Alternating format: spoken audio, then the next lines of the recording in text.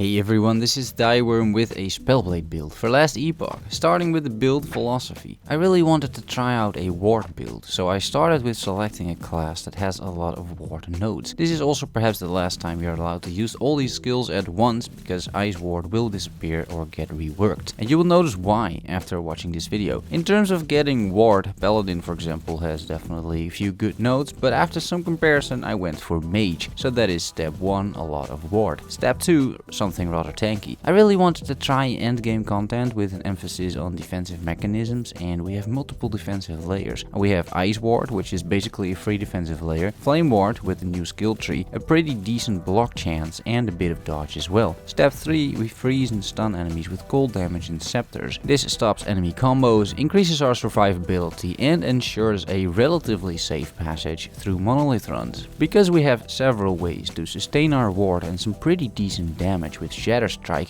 our effective health pool is pretty large. It's not uncommon to constantly run around with 600 health and 2500 ward, which enables us to take pretty hefty hits, if they even make it throughout all the defenses. Let's look at the passives. Intelligence is a very important statistic in this build. It provides direct cold damage and freeze rate multiplier for Shatter Strike. It gives mana efficiency for teleport and mana efficiency and damage for Flame Ward. You should craft intelligence on all gear pieces if possible and get most if not all points in the tree. That is why we're taking Arcanist in the mage based class. We're also taking 6 out of 8 Scholar for some more health and mana. We take Reactive Ward but just 1 point because of the last node Warden for ward retention, which is very important for our ward sustain. The mastery class is Spellblade. Sorcerer does offer some ward nodes, but the Spellblade has superior nodes when it comes to ward sustain and ward generation. We take Arcane Warden, which is a nice source of ward generation on hit. Infused Weapon is a 16 flat cold damage, which is a lot and a big DPS boost for Shatter Strike. Spellbound Weapon provides 72% increased elemental damage after you use a spell, and we're constantly spamming the Flame Ward skill, so this is a very good node for us. Prismatic Blade is purely damage again for Shatter Strike, with more flat cold damage and dexterity, which also provides bonuses to the Shatter Strike skill. Arcane Forge adds some additional elemental damage to Shatter Strike. We're taking Triple Strike for 15 intelligence and 15 flat cold damage, a huge damage increase for Shatter Strike once again. Next to this, add 5 points to Mind Slayer, which provides ward on kill, and important as well at the top of Spellblade, Mind Flame. It is an add-on to Mind Slayer and adds your total intelligence, then multiplies this by the node level, so 5 at maximum, and then adds this to the amount of ward gained on kill. It is not uncommon to have 50 intelligence or more with this build, so that means a 10% chance on kill for 250 ward, plus at least 5 points in Mind Slayer, which is 50 points, for a grand total of 300 ward on kill. That is pretty good. Finally, I would round off the build once you get close to level 80 with Ward Drought, which provides both damage and ward retention after potion use. I'll get more into this when we discuss the playstyle. This build only has one damaging ability, Shatter Strike. You can spec this many ways, but I went with a viable endgame setup. 4 out of 4 Icy Flow for mana efficiency. This is useful because this build doesn't really have great mana regen options, so I just made everything cost less. Absolute Zero, 2 out of 4 for more damage. 4 out of 4 Cold Presence is very important for bosses and big enemies. Dealing 100% more damage to these guys really helps a lot. A Lingering Chill, 4 out of 4. Just a lot of additional cold damage, and freeze rate shouldn't be underestimated either. It is a nice defensive layer, freezing enemies in place. It stops them from doing anything and interrupts any spells they may cast. Breath of Cold, 3 out of 3. More damage, but mostly more area of effect, which makes the skill so much smoother to use. And finally, 3 out of 5 Ice Blink for 45% extra attack speed. Shatter Strike has by default a pretty low attack speed, also depending on your weapon, and I found this a rather nice addition. Don't bother with things like cold penetration. While leveling it is pretty good, but in the endgame it sucks, because it scales horribly into the large amount of resistances and health the enemies have. Because these are flat penetration numbers instead of percentage based numbers, they are less and less good the higher level you are. Enemies level up with you, and 250 cold penetration becomes less and less relevant in the grand scheme of things. Second skill, Flame Ward. This was one of the new skills in patch 0.7.4, and this is a massive ward machine. You can use Flame Ward for a lot of ignite damage if you want, but we are a cold build. This means we're neglecting the entire left side of the tree. Also, we're interested in defenses, primarily ward. Start with Dilation for duration and mana cost reduction. Take Stalwart Defense, 3 out of 5 for the initial ward burst. Concentrating Shielding, 4 out of 4 for more ward. Fortification, 1 point, giving up retaliation but getting more ward. That's fine, the skill wasn't meant for damage anyway. Desperate Defense, 3 out of 3 which has missing health granted as a ward. This has great synergy with our gear, which basically makes this a low life build. We'll get the gear in a bit, but usually I am on low life, so this provides a massive amount of ward. Astonish, 1 point, just a great defense mechanism to cast flame ward when you're stunned. Fuel the flames, 2 out of 3 for more ward, and finally invigorate. This node grants you double ward, but instead of providing all the ward at once, it slowly ramps up, and honestly that is not even a disadvantage. The more ward you have, the more rapid the ward decay. By slowly ramping up ward, you have a much more fluent and solid sustainable ward pool, in my case around 2500, which is a lot easier to keep up with all the gear and passives. Third skill, Ice Ward. We apply the same logic here, only look for defenses. But first, Unclouded Mind, making Ice Ward completely free. Completely broken, this node as well. Eternal Ward, 4 out of 4, 60% ward retention is great. Ice Skin, 3 out of 3 for more flat armor. Frozen Aegis for 9% block chance.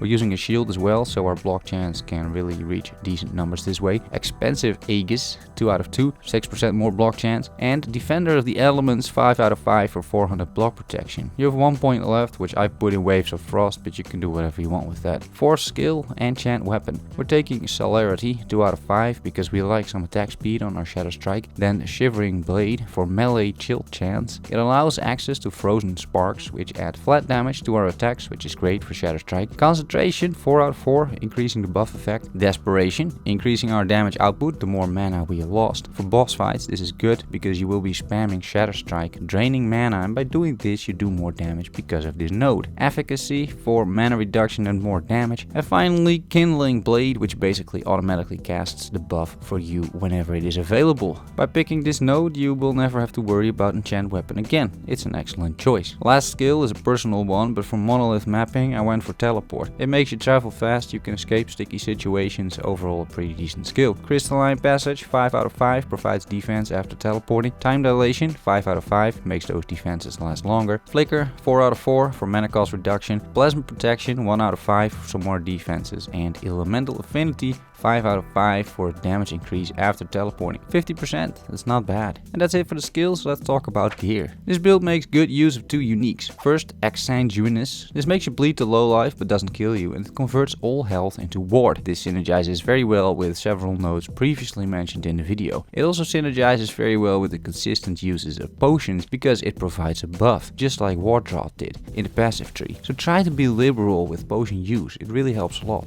The other unique that fits really well into a melee cold build is the Frozen Ire. It provides both offensive cold damage and defenses. You may be able to craft a better rare weapon, but this weapon is pretty good for the build. The rest of your gear shouldn't be unique, ideally. Make sure you craft intellect on every piece available. Cold and elemental damage help your damage output. Don't go for crit because we have 0 synergies with crit. Make sure to just get good amounts of block on your shield. Take care of your resistances and just generally craft defensive stats like you would for any build. The ward makes you very tanky, but around wave 150 in the arena, mobs start to one-shot you if you neglect basic defensive stats like block resistances or glancing blow. I also went with a little bit of health leech, which synergizes really well with the body armor, and if you can get it, freeze rate multipliers do really help with monolith runs. You can be constantly freezing enemies, which is fun to see and also pretty safe. I got mana efficiency on my amulet for quality of life, it's just nice to have that. The dodge on potion use on a belt can also be really good.